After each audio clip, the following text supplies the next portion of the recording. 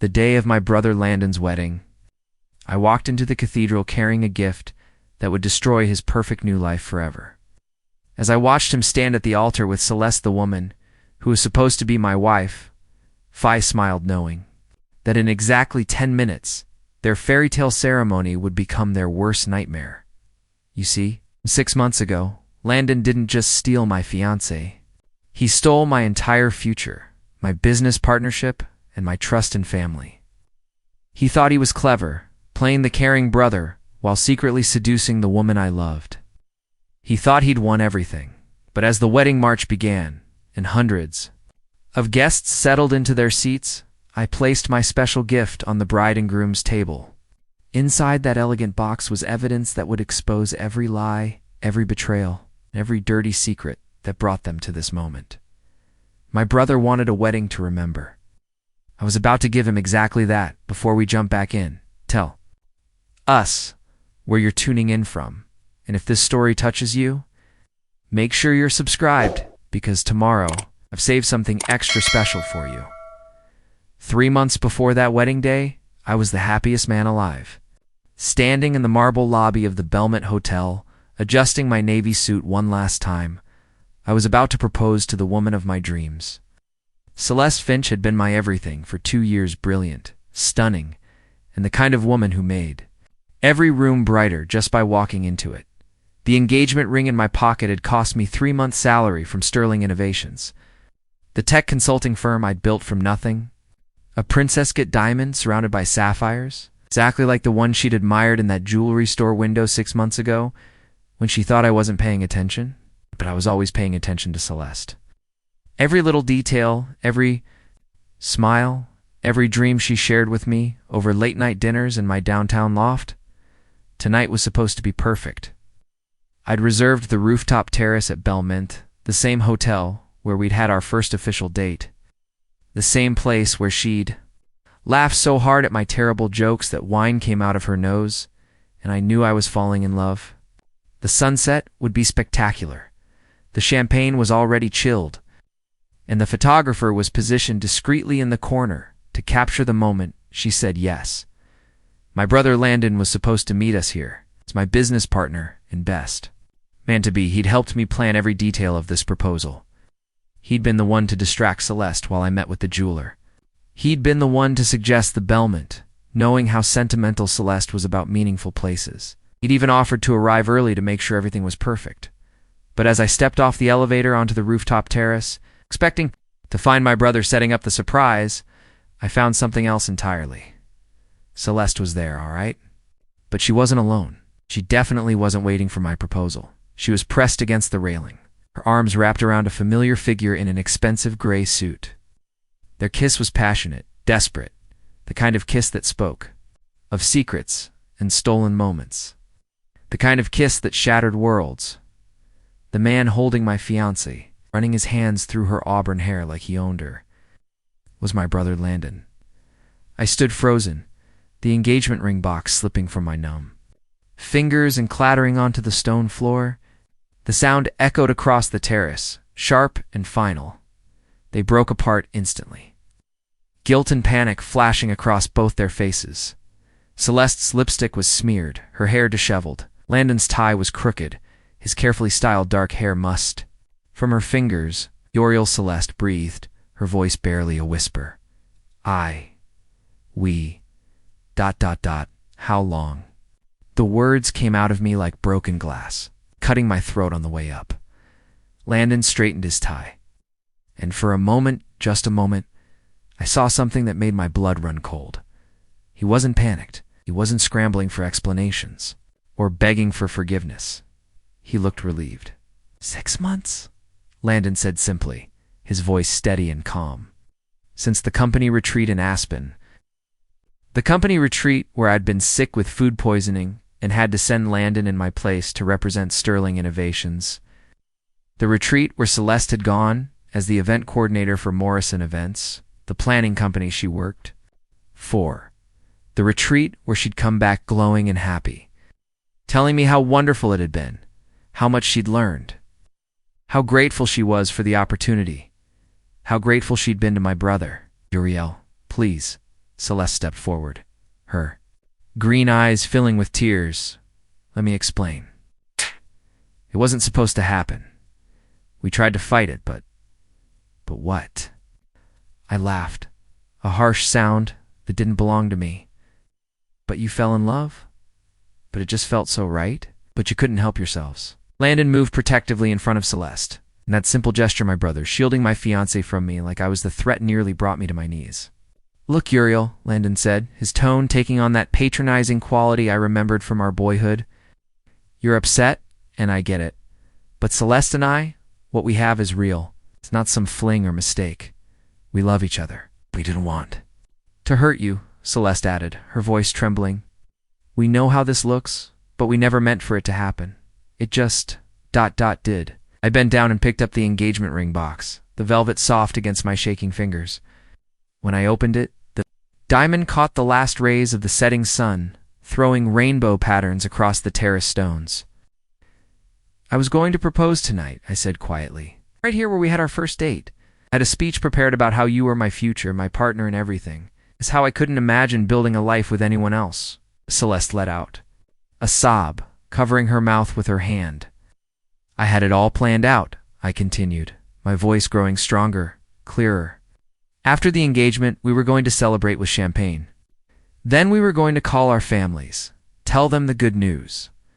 I was going to ask Landon to be my best man.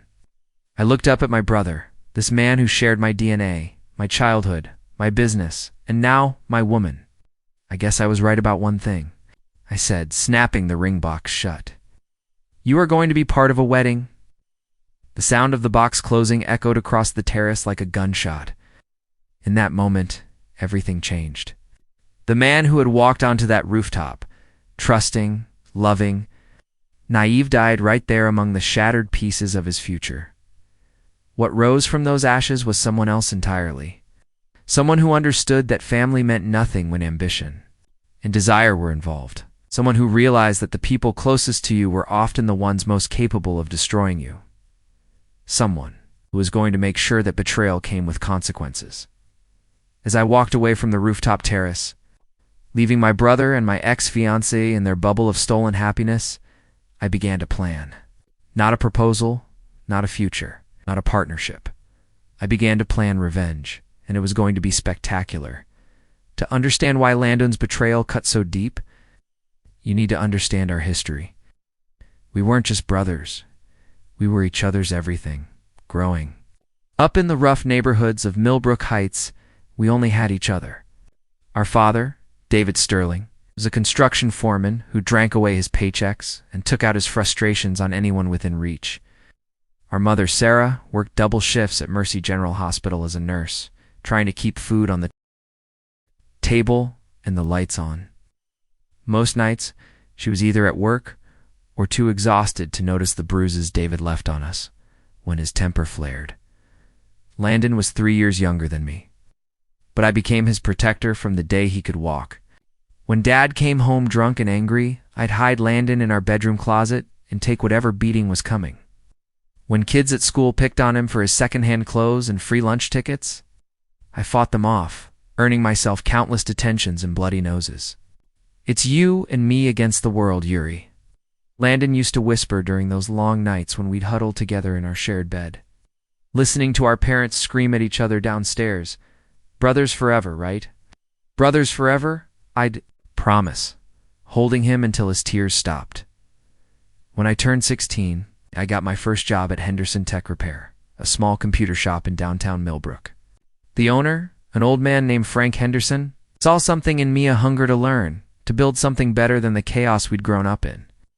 He taught me everything about computers, coding, and eventually, business management. Every penny I earned went toward our future. While other teenagers spent money on clothes and movies, I saved for Landon's college fund. I bought him the best clothes I could afford so he wouldn't be ashamed at school. Made sure he had everything I'd never had: confidence, opportunities, hope. When Landon graduated high school with a 4.0 GPA and a full scholarship to Westfield University for business management, I cried harder than our mother. I'd done it. I'd saved him from the life that had nearly destroyed us both. But even as Landon succeeded in college, excelling in his studies and networking with professors and classmates, I could see something changing in him. The grateful little brother who used to look at me like I hung the moon started to look at me differently. Sometimes I caught him watching me with an expression I couldn't quite read, something between resentment and calculation. "You don't have to take care of me anymore, Yuri," he told me one Christmas break during his junior year. "I'm not that scared little kid hiding in the closet." Preparing and narrating this story took us a lot of time, so if you are enjoying it, subscribe to our channel. It means a lot to us. Now, back to the story. "I know," I'd replied, confused by the edge in his voice. "I'm proud of you, Landon. Everything I did was to help you succeed." "Right," he'd said, but there was something cold in his smile. "Everything you did." After Landon graduated, I was the one who suggested we start Sterling Innovations together. I had the technical expertise and the industry connections from my years at Henderson Tech. Landon had the business acumen and the charisma that could close deals I never could. It seemed perfect, two brothers combining their strengths to build something extraordinary, and for 3 years, it worked beautifully. Sterling Innovations grew from a 2-man operation in my cramped apartment to a 30-employee firm with offices in the Pinnacle Business District. We specialized in helping mid-sized companies optimize their technology infrastructure, and our reputation for innovative solutions and personalized service made us the go-to choice for businesses across the region. I handled the technical side, designing systems, troubleshooting complex problems, developing the cutting-edge solutions that set us apart. Landon managed client relations, business development, and the financial side. We were a perfect team, just like I'd always dreamed, but success changed Landon in ways I was too blind to see. As our client list grew and our revenue soared, he started making comments about how his business skills were what really drove our growth, how anyone could do the technical work, but it took real talent to build relationships and close million-dollar deals. "You're the behind-the-scenes guy, Yuri," he'd say, with that same cold smile I'd seen in college. "I'm the face of the company." I didn't mind. I'd never wanted to be the face of anything. I just wanted to build something lasting, something that would secure both our futures.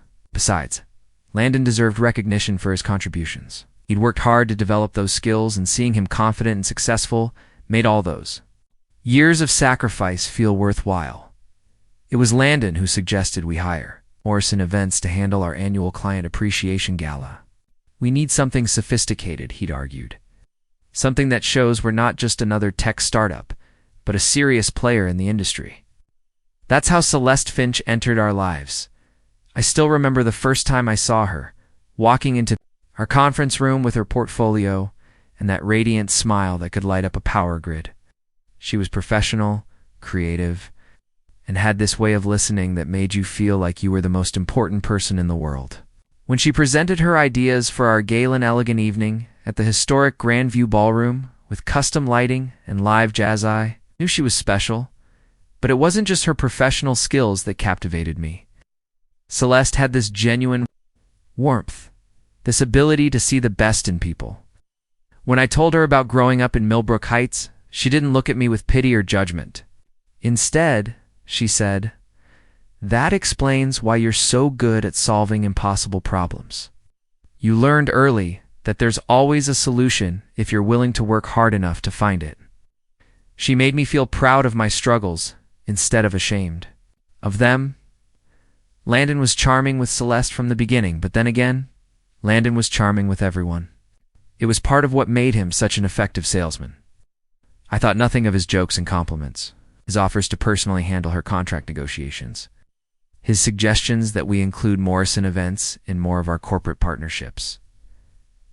I was so focused on falling in love with Celeste that I missed the signs, the way Landon's eyes followed her around the room, the way he found excuses to schedule meetings when I was busy with client consultations, the way he started suggesting team-building events and company retreats that would require extensive event planning services.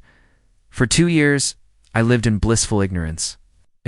I built a relationship with Celeste based on honesty, shared dreams, and mutual respect. I shared my darkest memories and deepest fears with her. I told her about my father's drunken rages, about the nights I'd held Landon while he cried, about my desperate need to prove that we could rise above our circumstances. I thought she understood me. I thought she loved the man I'd become through all that struggle. But while I was opening my heart to her, my brother was opening his wallet. While I was sharing my vulnerabilities, he was showcasing his strengths. While I was being genuine, he was being strategic. And apparently, strategy was more appealing than sincerity. Standing in that hotel lobby 3 months ago, the engagement ring scattered in pieces across the marble floor, I finally understood what that cold smile had always meant. Landon hadn't been grateful for my sacrifices. He'd been resentful of them. Didn't see me as the brother who'd saved him from our father's fists and given him every opportunity I could. He saw me as the obstacle standing between him and everything he believed he deserved, including the woman I loved. The little boy I'd protected, encouraged and lifted up, had grown into a man who would steal my future without hesitation. The brother I'd trusted with my business, my dreams, and my heart had been planning his betrayal for months, but he'd made one critical mistake. He'd underestimated the very person who'd taught him that there was always a solution to any problem if you were willing to work hard enough to find it, and I was about to work very, very hard. The first 48 hours after discovering their betrayal were the darkest of my life.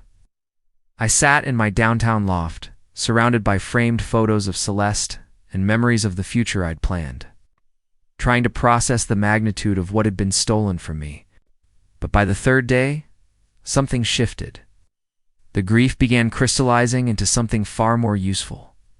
Cold, calculating determination.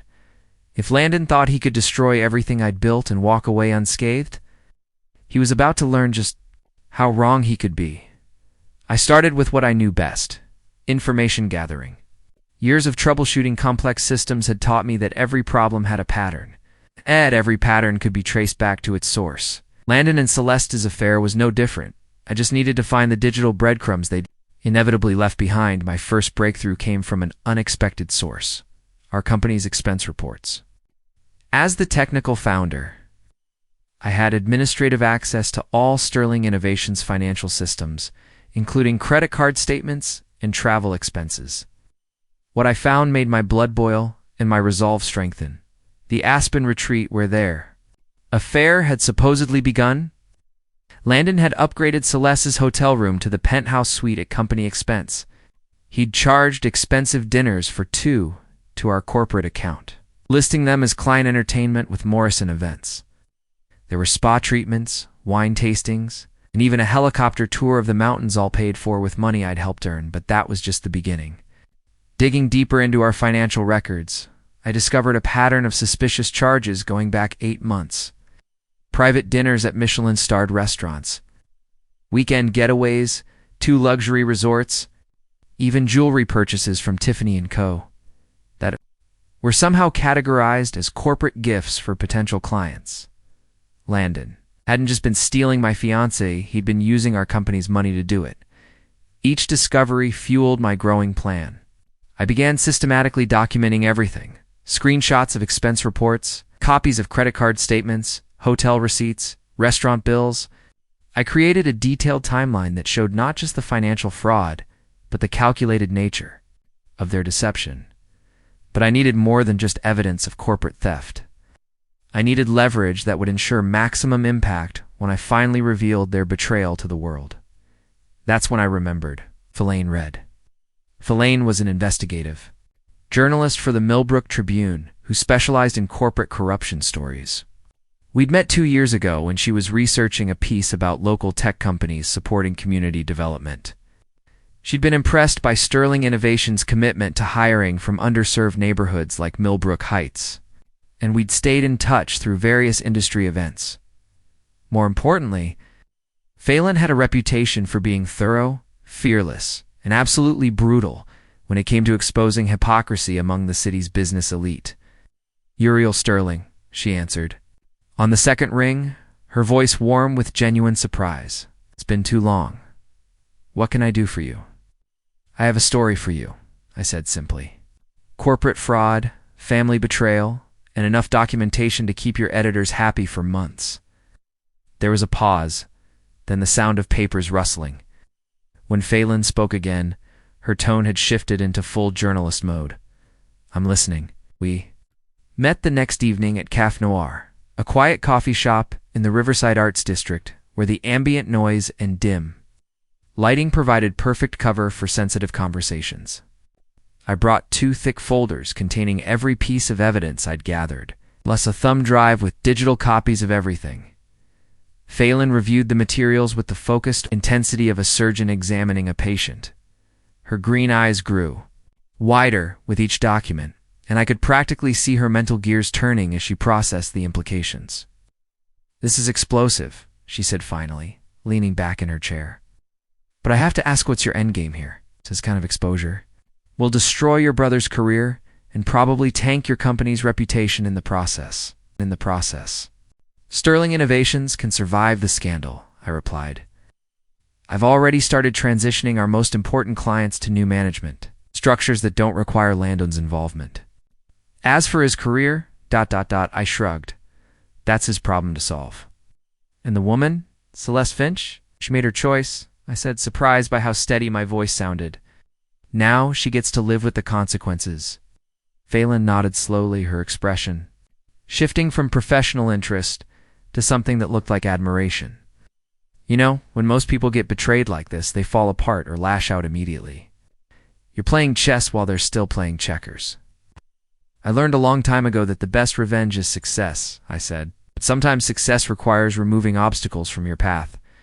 We spent the next 2 hours refining the story's framework. Phelan would need time to verify sources and conduct additional interviews, but she estimated the expos would be ready for publication within 3 weeks. The timing would be perfect right around the same time Landon and Celeste would be announcing their engagement, because of course they would be announcing their engagement. I'd already figured out that pattern too. My next move involved securing Sterling Innovations' future without Landon's involvement. I'd spent the weekend reviewing our partnership agreement, looking for legal avenues to protect the company's assets. In my own interests, what I discovered was another gift from my past self's paranoia. When we'd originally incorporated the business, I'd insisted on a morality clause in our partnership agreement. At the time, Landon had laughed at my excessive caution, but he'd signed it anyway. The clause stated that any partner found guilty of financial misconduct, fraud, or actions that brought significant reputational damage to the company could be bought out at a severely reduced valuation. Between the documented expense fraud, the incoming media scandal, Landon had effectively triggered every condition in that clause. I called our corporate attorney, Patricia Vance, and scheduled an emergency meeting. Patricia had handled our legal affairs since the company's inception, and she knew both Landon and me well enough to read between the lines of my carefully worded request for partnership restructuring options. "Uriel," she said, after reviewing the evidence I'd compiled, "this is ironclad. The morality clause gives you grounds to force a buyout, and the documented fraud gives you criminal charges if you want to pursue them. What exactly are you planning?" "Planning to save my company and my reputation," I said. "Landon can keep whatever life he's built with Celeste, but he's not taking Sterling Innovations down with him." Patricia nodded approvingly. "I'll have the buyout paperwork prepared within the week. Given the circumstances, you're looking at acquiring his share for roughly 30 cents on the dollar." "Perfect," I said. "And Patricia, I want this to coincide with a certain newspaper article that will be published in about 2 weeks. She raised an eyebrow, but didn't ask for details. Patricia had been practicing corporate law long enough to recognize a carefully orchestrated strategy when she saw one. My final preparation involved securing new business partnerships to replace the clients who might be spooked by the scandal. I reached out to former colleagues from my Henderson Tech days, leveraged every industry connection I'd built over the years, and even cold-called potential clients who might benefit from Sterling Innovations services. The response was overwhelmingly positive. My reputation for technical excellence and ethical business practices had apparently spread further than I'd realized. Within 10 days, I'd secured enough new contracts to offset any potential losses from the Landon situation. But the most satisfying moment came when I received a call from Morrison Events. "Mr. Sterling," the voice on the phone belonged to Patricia Morrison herself, the company's founder and CEO. I'm calling to discuss the future of our partnership with Sterling Innovations. My heart rate spiked. Had Celeste already told her boss about the situation? Was Morrison Events cutting ties with us? I understand there may be some personnel changes coming to your organization, Patricia continued carefully. I want you to know that Morrison Events values our relationship with you specifically, and we'd like to discuss expanding our partnership regardless of any internal restructuring you might be planning. It took me a moment to process what she was really saying. Patricia Morrison, Celeste's boss, is essentially telling me that she'd rather work with me than with whoever else might be involved in Sterling Innovations. Future, I appreciate that. Confidence, Ms. Morrison, I managed to say. I think we can definitely arrange something mutually beneficial. After I hung up, I sat in my office for several minutes, letting the implications sink in. Celeste had apparently kept her personal drama separate from her professional responsibilities, which meant her boss had no idea about the affair or the corporate fraud. Ow. But Patricia Morrison was nobody's fool. She'd built Morrison Events from nothing into the premier event planning company in the region. If she was proactively reaching out to secure a partnership with me personally, it meant she'd sensed trouble coming and was hedging her bets. It also meant that when the scandal broke, Celeste would find herself in an extremely uncomfortable position with her employer. 2 weeks after that devastating night at the Belmont Hotel, I felt something I hadn't experienced since childhood: complete control over my circumstances. Every piece was moving exactly where I needed it to be. The evidence was compiled, the journalist was investigating, the legal paperwork was prepared, and the business relationships were secured. Landon and Celeste were still living in their bubble of stolen happiness, planning their future together. With money they'd embezzled and dreams they'd built on lies, they thought they'd won everything. They had no idea that their world was about to collapse around them, and the beautiful part was they were going to destroy themselves. I wouldn't have to lift a finger beyond revealing the truth they'd worked so hard to hide. Sometimes the best revenge really is just stepping aside and letting people face the consequences of their own choices. The cracks in Landon and Celeste's perfect facade began showing within days of my preparations falling into place. It started with small things, nervous glances during company meetings, phone conversations that stopped abruptly when I entered the room, and an increasing paranoia that made them both jumpy and defensive. Uri, we need to talk, Landon cornered me in my office 3 weeks after the rooftop discovery. His usual confident demeanor had been replaced by something that looked suspiciously like fear about the company finances. I think we should bring in an external auditor. I looked up from my computer, feigning mild confusion. An auditor? Why? Our quarterly reports have been stellar. Just due diligence, he said, fidgeting with his expensive watch, the one I now knew he'd purchased with embezzled funds. Making sure everything's properly documented. You know how important transparency is in our industry? The irony was so thick I could taste it. Of course, I agreed smoothly. Transparency is everything. I'll have Patricia set up meetings with some auditing firms next week.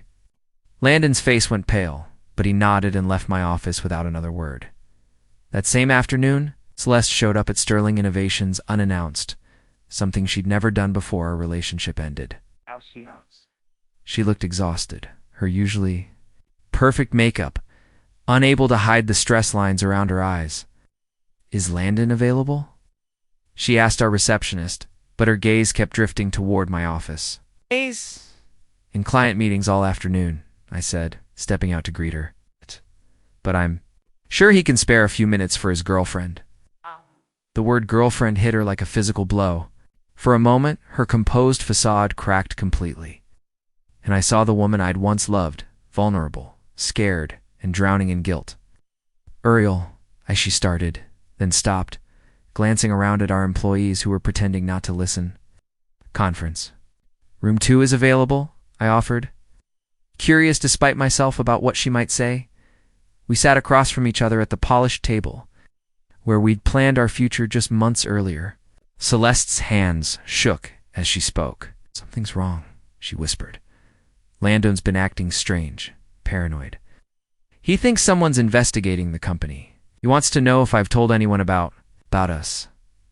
I maintained my neutral expression. But inside, satisfaction bloomed like a dark flower. The pressure was getting to them exactly as I'd hoped. "Have you?" I asked calmly. "Of course not," she snapped, then immediately looked ashamed of her outburst. "Uriel, I know you hate us, right? Now, and you have every right to. But if something happens to Sterling Innovations, it'll destroy you too. Don't let your anger hurt your own company." For a moment, just a moment, I felt a flicker of the old protectiveness I'd once felt for her. Then I remembered the hotel, receipts, the expensive dinners, the systematic deception, and the feeling died. "I appreciate your concern," I said, standing to end the conversation. "But Sterling Innovations will be fine. It always has been." As she left, I caught her wiping tears from her eyes. 2 days later, Phelan called with an update that sent adrenaline coursing through my veins. "The story's ready," she said. "But I need to ask you one more time. Are you absolutely certain you want to go through with this? Once this publishes, there's no going back. There's no going back." I thought about Landon's panicked expression, Celeste's tears, the years of sacrifice and trust they'd so casually destroyed. "Publish it," I said. "It goes live Monday morning," Phelan confirmed. "Front page business section and online. Also arranged for follow-up coverage on the evening business report." Monday morning. In 72 hours, their world would implode, but that weekend brought an unexpected complication that nearly derailed everything. Surprise. I opened my apartment door to find my mother standing in the hallway, suitcase in hand, and that familiar, worried smile on her face. "Mom, what are you doing here?" Landon called me, she said, pushing past me into the apartment. "He said you've been under a lot of stress lately, working too hard. He thought a visit from your old mother might cheer you up." My blood turned to ice. Landon had called our mother the woman who still believed her 2 sons were best friends and business partners. The woman who would be devastated to learn that one of her boys had betrayed the other so completely. As she bustled around my kitchen, making coffee and asking about my life, I realized that Landon had just played his most manipulative card yet. He knew I would never publish the expose while our mother was in town, never risk her seeing her younger son's corruption splashed across the front page of the Millbrook Tribune. But he'd underestimated one crucial thing: how far I was willing to go for justice, even if it meant breaking our mother's heart. Monday morning arrived with unseasonable clarity, as if the universe itself wanted to ensure perfect visibility for what was about to unfold. I sat across from my mother at breakfast, watching her read the Millbrook Tribune's business section while sipping her coffee. "Oh my," she murmured, her eyes widening as she reached the front page article. "This Sterling Innovations scandal—" "Wait, isn't that yes?" I said quietly. "That's our company." Her hands began to shake as she read Phelan's meticulously. "Researched exposed local tech executive embezzles company funds for secret affair." Every detail was there: the hotel upgrades, the expensive dinners, the systematic fraud that had funded Landon's pursuit of my fiancée. "Uriel," my mother whispered, her face pale. "This says Landon, ... But this can't be right. He would never." My phone buzzed with an incoming call. Landon's name flashed on the screen. "You son of a bitch." His voice was so loud my mother could hear every word. "How could you do this to me? To our family?" "I didn't do anything," I replied calmly. "I just stopped protecting you from the consequences of your choices." "Our mother is here, Uriel. She's reading about this right now. I know. You made sure of that when you called her?" There was a long pause. Then Landon's voice came back, lower and more dangerous. "This isn't over." But he was wrong. It was over the moment he'd decided to betray me. The next call came from Patricia Vance. "The buyout papers are ready for signature. Given this morning's revelations, I'd recommend moving quickly before Landon can challenge the morality clause." 3 hours later. I owned 100% of Sterling Innovations. But the real confrontation came that evening. Despite everything, the scandal, the buyout, the public humiliation, Landon and Celeste were going through with their wedding.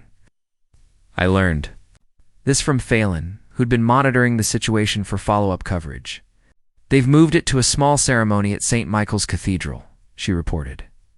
"Guest list cut from 300 to about 50. mostly immediate family and close friends who either don't know about the scandal or don't care. I thought about staying home, about letting them have their hollow victory. Then I remembered every sacrifice I'd made for Landon.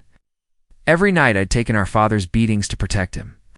Every dollar I'd saved for his future. He'd stolen my money, my fiancée, and my trust. But he'd forgotten to steal my principles. Michael's cathedral was a small, intimate space with stone walls that had witnessed centuries of joy and sorrow. As I walked down the aisle carrying an elegantly wrapped gift box, conversations stopped and heads turned. The few guests who recognized me from news coverage looked confused, then intrigued. Landon stood at the altar in an expensive tuxedo, probably purchased with more embezzled funds, his face cycling through shock, rage, and fear as he watched me approach. Celeste, radiant in her white gown, looked like she might faint. "Ladies and gentlemen," I announced, my voice carrying clearly through the cathedral, "I apologize for the interruption, but I have a wedding gift for the happy couple." Placed the box on the altar between them and stepped back. "Open it," I said simply. Inside were printed copies of every financial document, every hotel receipt, every piece of evidence that had destroyed their secret. But there was something else, a USB drive containing security footage I'd obtained. From the Belmont Hotel, footage of their first kiss on the rooftop terrace where I was supposed to propose. "This is your wedding gift," I announced to the stunned congregation. The truth. As gasps and murmurs rippled through the cathedral, I looked at my brother one last time. "You wanted everything I had," I said. "Congratulations. Now you can have each." Other than I walked away, leaving them standing at the altar with the wreckage of their lies scattered around them, like broken promises. The little boy I'd once protected was gone. In his place stood a stranger who'd learned that some betrayals can't be forgiven, only survived. 6 months after that cathedral confrontation, I sat in my redesigned office at Sterling Innovations, reviewing contracts for our biggest quarter. In company history, the scandal that was supposed to destroy us had instead become the foundation of our greatest success. Turns out, clients respected brutal honesty more than I'd expected. When potential partners asked about the Landon situation, I told them the truth. I discovered financial misconduct and removed the problem. Sterling Innovations has always been built on integrity, and now that's all we have left. Our revenue had increased by 40% since I'd bought out Landon's shares. Without his expensive client entertainment and embezzlement schemes, our profit margins soared. More importantly, the team culture had transformed completely. Employees who'd once walked on eggshells around Landon's volatile ego now thrived in an environment built on transparency and mutual respect. Phelan Reed had followed up with several articles tracking the aftermath. Landon had been forced to declare bankruptcy and was currently working as a junior sales associate at a used car dealership in Riverside Heights. Celeste had been quietly let go from Morrison. Venson was now planning small-scale birthday parties and corporate retreats for a startup company that barely covered her rent. Their marriage had lasted exactly 3 months. The stress of public scrutiny and financial pressure exposed the fundamental weakness in their relationship. Phelan had written in her follow-up piece, "When their partnership was built on deception and stolen resources, it couldn't survive in the harsh light of reality." My mother had taken longer to process everything, but eventually came around to understanding my choices. "I raised you boys to protect each other," she'd said during one of our weekly phone calls. "But I never taught you what to do when one of you becomes the thing the other needs protection from." The most surprising development had been professional. Patricia Morrison had indeed expanded her partnership with Sterling Innovations, but she'd also brought someone new to our planning meetings, her daughter, Alara. Patricia, Vance's younger sister, who'd just completed her MBA and was launching her own business consulting firm. Alara was brilliant, funny, and had absolutely no patience for corporate drama or family nonsense. When I'd told her about the Landon situation during our first business dinner, she'd simply nodded and said, "Good. Men who steal from their brothers make terrible business partners anyway." We'd been dating for 2 months now, and she understood. Something about me that Celeste never had. That loyalty wasn't weakness, but strength. That protecting people wasn't controlling them, but believing in their potential. That building something lasting required truth, not just passion. You know what I admire most about you? Alara had said the previous weekend as we walked through Harbor Park, watching families enjoy the sunshine. You didn't just survive your brother's betrayal. You used it to become someone better than you were before. She was right. The man who'd walked onto that hotel rooftop with an engagement ring had been naive, trusting to a fault and willing to sacrifice his own judgment for the people he loved. The man I'd become was still generous and protective, but now I chose. Who deserved those qualities? I'd learned that family isn't just about shared DNA, it's about shared values. That love without respect is just manipulation. That sometimes the greatest act of love is refusing to enable someone's worst impulses. Standing at my office window, looking out at the city where I'd built something real and lasting, I felt something I hadn't experienced since childhood. Complete peace with my choices. Landon had wanted to steal my life, but instead, he'd given me something invaluable. The knowledge that I was strong enough to rebuild from nothing. Smart enough to protect what mattered, and wise enough to choose better people to trust. Sometimes the best revenge really is just living well. But the best victory is becoming the kind of person who doesn't need revenge at all. Just justice, growth, and the wisdom to know the difference. 2 years later, I stood in the same cathedral where I delivered my wedding gift to Landon and Celeste. But this time, I was the one at the altar, watching Alara walk down the aisle in a dress that made her look like she was floating on clouds. Our mother sat in the front row, tears of joy streaming down her face. Beside her sat Patricia Morrison and her husband, along with Phelan Reed and her photographer husband, who'd volunteered to capture our special day. The pews were filled with genuine friends, loyal employees, and business partners who'd become family, people who'd chosen to be there, not out of obligation or social expectation, but because they truly cared about our happiness. As Alara reached the altar and took my hands, I thought about the man I'd been in this same space 2 years ago. Broken, angry, focused entirely on exposing lies and delivering justice. That man had been necessary. He'd saved sterling innovations, protected our employees, and ensured that corruption faced consequences. But the man standing here now was different. Stronger, yes, but also more careful about who earned his trust, more selective about who deserved his loyalty, more aware that love without respect was just manipulation, and that family meant nothing without shared values. You know what I love most about our story? Lara had said the night before, as we sat on the balcony of our new home overlooking Harbor Park. It's not a story about revenge or getting even. It's a story about someone who refused to let other people's choices define his future. She was right. Landon and Celeste had made their choices to lie, to steal, to betray trust for temporary pleasure. But I had made mine too, to rebuild rather than destroy, to choose truth over comfort, to create something better from the ashes of what was stolen. Sterling Innovations now employed over 200 people and had offices in 3 cities. We'd become known not just for technical excellence, but for ethical business practices and transparent operations. The scandal that was supposed to destroy us had instead become our greatest marketing tool, proof that we chose integrity even when it cost us everything.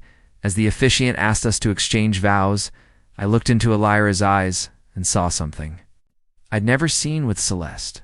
Partnership. Not someone who needed to be rescued or protected, but someone who chose to build a life alongside me as an equal.